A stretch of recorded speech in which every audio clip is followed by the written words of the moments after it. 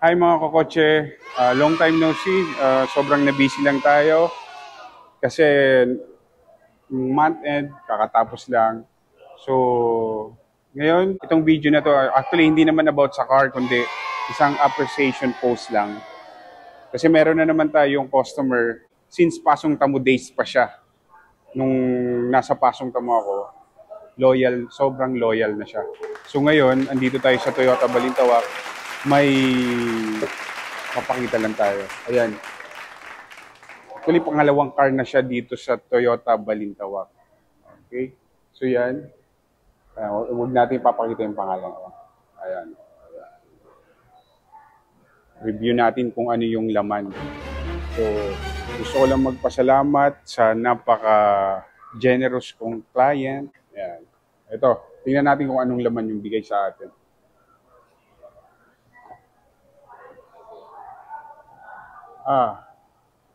Mooncake ata to. Ayun. Tama. Mooncake. Ayan. Kasi may halong Chinese ata yung kliyente ko na yun. Ayan. And then, isang, ano kaya to? Wow! Tingnan natin kung nagsusuot tayo ng damit na to. Wow! Isang polo. Magkano siya? Worth 7,000. Grabe. Grabe namang customer na to. Grabe. Nandito pa. Wow, isang polo. Grabe naman. Pero may binulong sa akin yung client ko eh. Nung binigay niya sa akin, basta ang sabi niya, Reynold, itago mo yung watch. So na-curious tayo kung anong watch ba ito. Yeah. Actually, hindi naman ako mahilig sa watch, pero parang gusto ko na siya.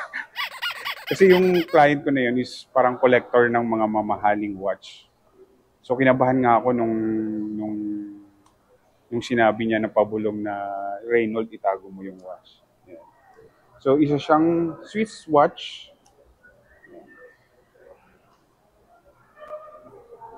Ayan.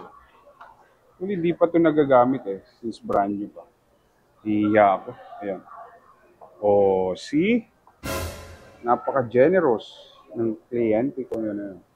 So, sobrang loyal sa akin. Ayan. It's brand new. Ayan.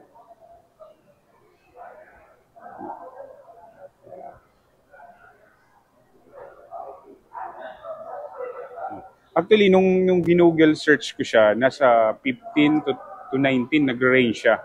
So yun, gusto ko lang magpasalamat sa isang kliyente ko. Hindi lang siya loyal, kundi sa mga patuloy na pagsuporta sa akin. Kung asan ako, kumukuha siya lagi ng sasakyan.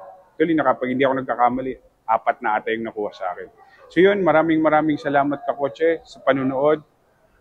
Pasensya na, hindi about sa kotse, kundi sa pagpapasalamat ko lang sa aking mga kliyente. Maraming salamat po. Bye!